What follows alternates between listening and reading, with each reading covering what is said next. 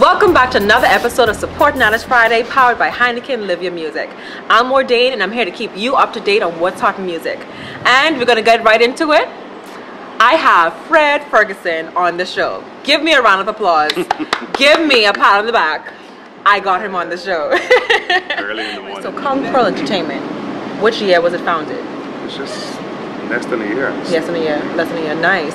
All right, and you said you're over there. You already took over Lady E. You already took over the Spank Band, Dean Mag, and you said they're authentic Bahamians. And I couldn't be, and we spoke about it last week when I had Extra Large, Dion the Butcher, and Joe Cools on. And I said, you know, the truth is, Rake and Scrape can be a genre. It should be a genre. And it is a big, wide, gaping hole just waiting to be filled. If people were to embrace it a little bit more, you know what I mean, and really push through for it. Yeah, I agree. And you know, I don't think we have enough time today for this discussion because this goes deep with me. But Bob Marley didn't just walk into the industry and became the one-drop rhythm. It developed. You know, if you check the history, it goes all the way back to the ska and the rocksteady, and it was a developing process. It came to a name that we all recognize as reggae, which is a catchy name. You know, that name probably didn't make sense to some people when it first started. Same thing is happening with us and our music.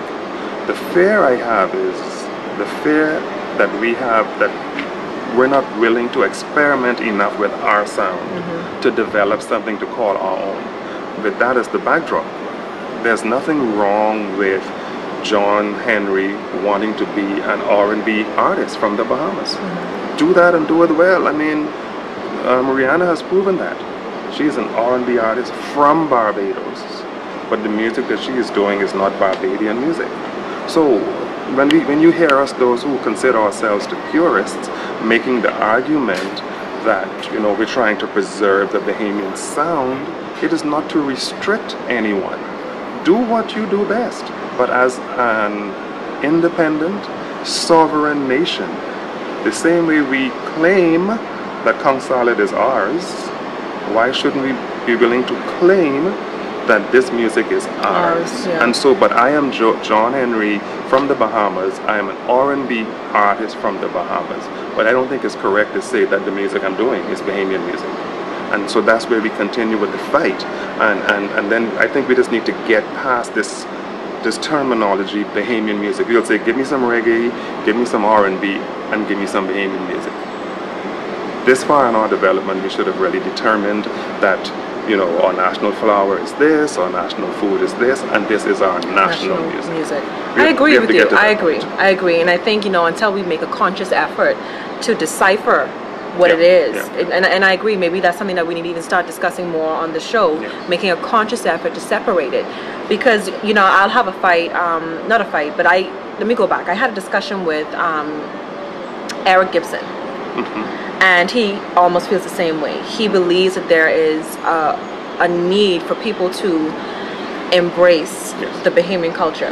You know what I mean? So much so to where he's standing strong with, I'm only not only supporting, but his main focus is Bahamian music, and I get where he's coming from with that, because if you don't cut yourself off somewhere, we will never have clarity. It'll always end up being murky water per se. And so I see where you're coming from, and it's encouraging. And you know, and that's why I think we should stop the fight. But now let's not overlook the main factor. You can't put out garbage and expect Bahamians to like it. Agreed. You know, the only way this thing is going to grow is there has to be some semblance of improvement, not just in the sound. We've already technically, look what we're doing here now. We're having an interview with one camera. Back in the day, those fellas had those big cameras on their shoulder, right? So we have developed technically. Persons are able to record using a laptop in a garage now. Back in the day, we had to make CDs in a big room that are air conditioned and so forth. All these things have changed. But the development of the art form of songwriting and production also has to grow with it. Because when you say to a Bahamian person now, write me an R&B song, and they will come and they'll have peace and love and culture and sex and rock and roll. And you'll say, write me a Bahamian song, it'll become sun, sand, sea, coconut tree, bongi shaking. It's like we cannot express our story unless it has to be culturally You know, the verbiage has to be cultural. And I see that on Facebook where someone said, well, Bahamian music ain't gonna work because everything we write about is, you know, coconut tree and sunshine and sea. Well, we can say that about hip hop though, because hip hop at one point hip hop was only talking about drugs, sex, monies, hoes. And I hope I can say that on Erica, sorry. But that's all it was talking about at one point. You know what I mean? And then you have the more conscious people coming in trying to speak truth through hip hop and be able to give real lyrics and real meaning. But to go on from that too, the true Bahamian music for me are the songs that you mentioned earlier. And not much of them had anything to do with Sunshine and Sea. They were talking about age and nothing but a number. Beautiful song, Bahamian song, well produced, well written. The beat, everything was Bahamian, and it had nothing to do or nothing to say about our beautiful sun, sand, and sea. Well, I believe, you know, and again, this is everything I'm saying here is just my view because I've taken the time to think about it. What I'm saying is that the reason why our songs are so shallow when it comes to Bahamian music is because we're not deeply embedded and rooted in the culture like we should be. So therefore, the only thing we can write about are the shallow stuff.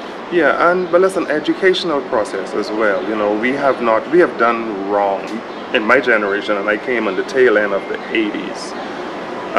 My generation, we have done a disservice to this generation because we have not trained them or educated them in what it is that we used to do back in the day. I found some cassette recordings of when we started High Voltage. I'm talking about some serious stuff we did. We rehearsed 6 days a week from 11 to 3 every day was rehearsals. We made it an effort to make sure the band was cohesive and all this thing. But you know, if we want to be true about the history, there's a thought that the tourism product has been not completely good for us as a Bahamian nation. You know, because everything we write is based towards the tourist. Everything we cook and, you know, let's make sure the tourists happy. Whereas Jamaica and the earlier recordings is like, let's make sure Jamaicans understand this music. Make sure we like this. Me and Jay just had this conversation. You know, he's recording another show, and you know, the kids were talking on it, and they were using Bahamian dialect. All right, the slang and all of that. And one lady said, "Oh well, you know, they need to, you know, learn to speak properly and to express themselves in a more proper manner." And that sort of made me angry because then I was like, well, no, in Jamaica, when you have the Jamaican speaking, what is it? Patois and their slang, nobody tries to correct them. Nobody says, hey, speak clearly. They embrace their culture. Why is it that we keep trying to find reasons and ways to make us embrace something that we're the difference is though, Ordain, we just need to know when to turn it off.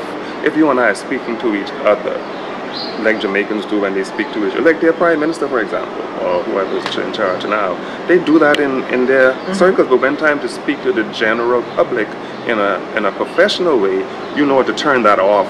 But you still will hear the dialect of a Jamaican person. Of a Jamaican, agreed. But for me, the recording was in a setting, you know what I mean? It was a very casual setting. So for me, it's like we should be embracing. Of course we should. You know, especially the young people. I agree.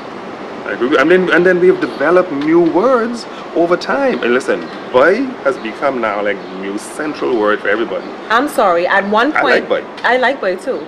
But at one point, Rowan, nobody knew what Rowan was. But I feel as if now I can go anywhere in the world, and they now know it. They're actually using it now as a form of fussing or arguments. Yeah, we have some words that are pretty much Bahamian. That I mean, no one says bungie like we do. Yeah. I mean, no matter how much they try, I love it. They can't get it. They got bungay and bungie, you know, and even if they say it, it still don't feel right. So and if you use that also as a backdrop, the same way we hear them when they try to play our music, and you could say something is missing. You could get the best trained Berkeley musicians and say play this rake and scrape thing, and we Bahamians will say, man, something is missing. I think they feel the same way when we try to do their music. If we want to be fair. Yeah, you're probably right. Well, this is Support Artist Friday. We have to get him back on the show, right? Isn't he like a wealth of knowledge? Sorry. This is Support Artist Friday. Make sure to like, share, comment, subscribe, and purchase. We all need support. Why not start by giving some?